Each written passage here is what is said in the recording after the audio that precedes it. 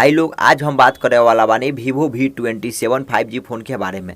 दोस्त लोग तू लोग पहले ही बात के जान जालोगे एकर प्राइस काफ़ी ही ज़्यादा ओवर बा और ई फ़ोन ऑफलाइन मार्केट वाला लोगन के टारगेट करके बनावल बा, जे लोन वगैरह पे फ़ोन लेला ओकरा के टारगेट करके बनावल बा। काहे से 33,000 के आसपास में ई फ़ोन मिलता जौना के प्राइस काफ़ी ही ज़्यादा ओवर भइल और एकरा हिसाब से फीचर भी एमे नइखे लगावल।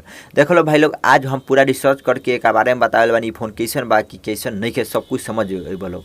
सबसे जरूरी बात ई बा कि भाई लोग ताहा लोग के टेक्निकल वीडियो भोजपुरी में देखे के मिलता सिर्फ हमारा चैनल पे, तो काहे नहीं खोलो हमारे चैनल के सब्सक्राइब करके बेल आइकन के दबाओ।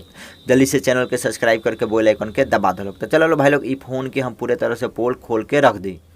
देख लो भाई लोग सबसे पहले हमने के एक डिस्प्ले के तरफ नजर दौड़ा ली जाए। एमे तालो के 6.8 इंच के एक फुल HD प्लस एमोलेड डिस्प्ले देखे के मिली, जौन की डिस्प्ले ठीक ठाक बा, कॉब डिस्प्ले बा, लेकिन 120 हर्ट्ज रिफ्रेश रेट देले बा। ई प्राइस पे कम से कम 144 हर्ट्ज रिफ्रेश रेट देले के मतलब बनत रहा, लेकिन नहीं देले, बिल्कुल ही कमी कैले बा डिस्प्ले के मामले में और मजा ना आइल भाई। मतलब देखो डिस्प्ले पे थोड़ा फोकस अच्छा से ना कैले तो का ही मतलब बनता।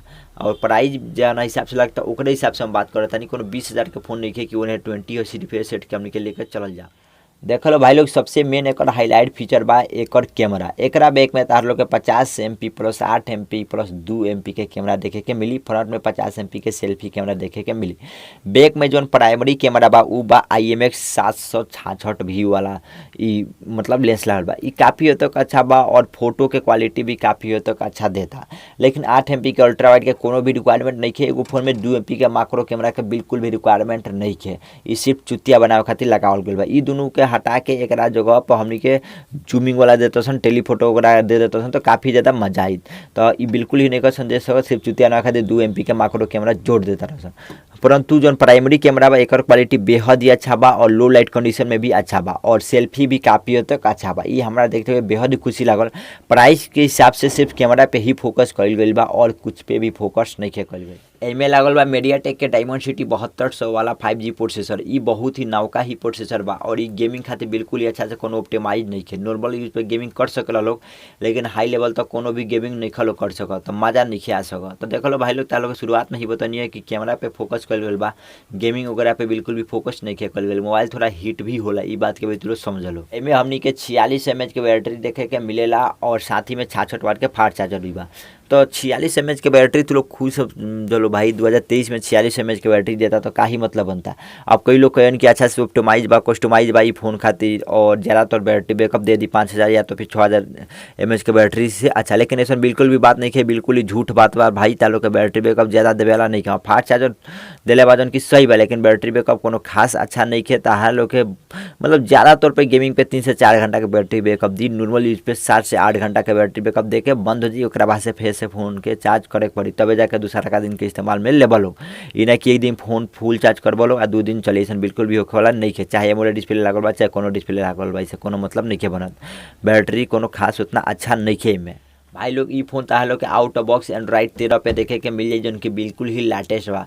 LPDDR5 के रैम सपोर्ट, UFS 3.1 के स्टोरेज सपोर्ट भी देखे के मिल जाए, जो कि मजा आ गई। ई फोन में हमनी के हेडफोन जैक बिल्कुल भी देखे के नहीं मिला, जो कि बेहद ही कमी वाला बात बा भाई। हेडफोन जैक तो दिहल बनत रहा, लेकिन हेडफोन जैक में नहीं दियल गई, तो ये भी एगो कमी बा। देख लो भाई लोग ई फोन 2 गो वेरिएंट में देखे के मिलेला। 8/128 जौना के प्राइस बा 33,000 और दूसरा फोन बा 12/256 जौना के प्राइस बा 37,000।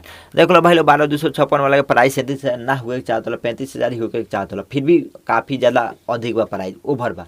लुक वगैरह के मामले में ये फ़ोन काफ़ी हद तक अच्छा बा। कैमरा के मॉड्यूल भी अच्छा बा, फ्लैश लाइट भी अच्छा बा। लुक के मामले में 100 गुना अच्छा लगता, मतलब मज़ा ही आ जाता। परंतु दोस्तों फीचर भी एगो मतलब बनता, फीचर बिल्कुल भी एमें नहीं खे दिले। और जना के हम बताई ऐसे भी फीचर कोनो अच्छा नहीं खे दिले, जना के केहू के हमनी के कहल जाओ कि हाँ भाई फीचर अच्छा लगल बा 33,000 के फोन में, यदि हमनी के 8/128 वाला ही वेरिएंट लेते जाता। प्राइस काफ़ी ज़्यादा अधिक बा, 25-26 के आसपास में प्राइस रही तो काफ़ी ज़्यादा मजा आई, लेकिन एक प्राइस ओवर लागल। तो हर लोग के कैसे लागल एक प्राइस जल्दी से कमेंट कर लो। और ज़्यादा कुछ ही फ़ोन के बारे में बतावे के कोशिश भी ना करें, काहे से कुछ लगेले नहीं कि अच्छा जाना के हम बताई और क्लियर करें कि फ़ोन के मत परचेज करे लोग। ज़्यादा तो ऑफलाइन मार्केट के टारगेट करके चाहे लोन वगैरह पे लेवे वाला लोग खातिर टारगेट करके ये फ़ोन बनावल बा।